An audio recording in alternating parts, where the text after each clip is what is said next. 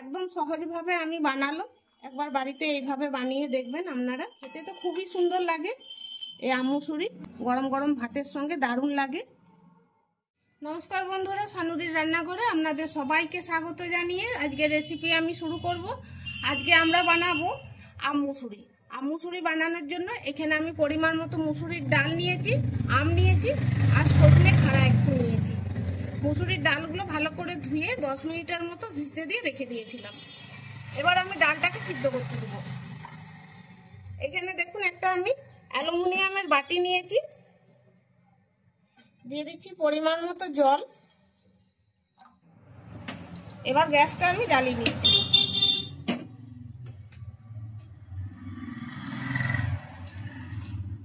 এই আমগুলোকে আমি কেটে নেব। এই জলের মধ্যে দিয়ে দিচ্ছি ডাল আর সজনে খাড়া।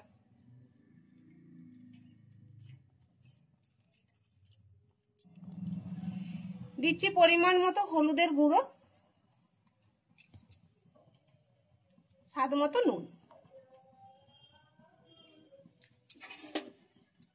এবার এটাকে আমি সিদ্ধ হতে দিচ্ছি।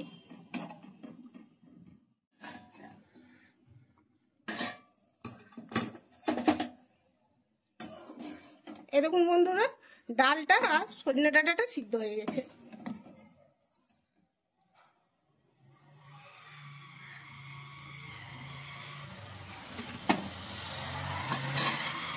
এবার এটাকে আমি নামিয়ে নিচ্ছি। এবার কড়াইটা আমি গরম করে নিয়েছি আর দিয়েছি পরিমাণ মতো সরষের তেল, আর একটু লাগবে। শুকনো লঙ্কা দিলাম, দিচ্ছি একটু গোটা সরষে। সরষেটা আর শুকনো লঙ্কাটা একটু ভাজা ভাজা হয়ে যায়। সরষে আর শুকনো লঙ্কা ভাজা হয়ে গেছে। এরপর দিয়ে দিচ্ছি কুচানো আম। আমটাকে একটু ভেজে নিচ্ছি।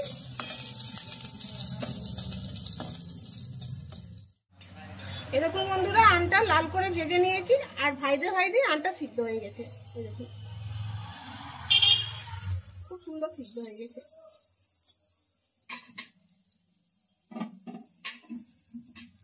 এবার আমি দিয়ে দিচ্ছি সিদ্ধ করে রাখা ডাল আর সজনে ডাঁটা।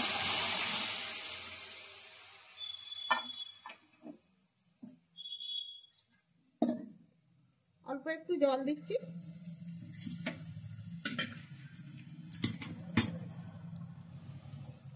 অল্প একটু চিনি দিচ্ছি।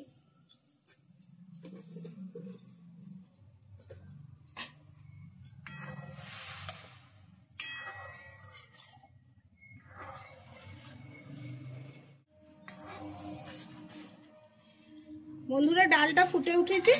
এবার আমি একটু ভাজা মশলার গুঁড়ো দিচ্ছি। বন্ধুরা, এই ভাজা মশলাতে আছে ধনে জিরে আর পানমৌরি, ভেজে গুঁড়িয়ে আমি আগেই রেখে দিয়েছি। এবার আমি গ্যাসটা অফ করে দিচ্ছি। বন্ধুরা, রাস্তার ধারে আমার রান্নাঘর, সবসময় গাড়ি পেরাচ্ছে। আমি জানি যে আপনাদের ভিডিওটি দেখার সময়তে খুব অসুবিধা হয়, আমাদেরও খুব অসুবিধা হয় কথা বলার সময়তে, কিন্তু কিছু তো করার নেই, একটু ম্যানেজ করে নেবেন।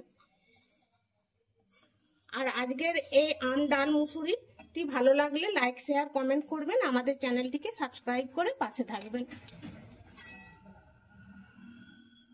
একদম সহজভাবে আমি বানালাম। একবার বাড়িতে এইভাবে বানিয়ে দেখবেন আপনারা, খেতে তো খুবই সুন্দর লাগে।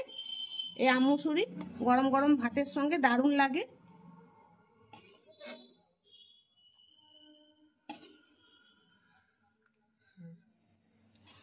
তাহলে বন্ধুরা, ভিডিওটি এইখানেই শেষ করছি। দেখা হবে পরের ভিডিওতে। সবাই ভালো থাকবেন, সুস্থ থাকবেন। ধন্যবাদ।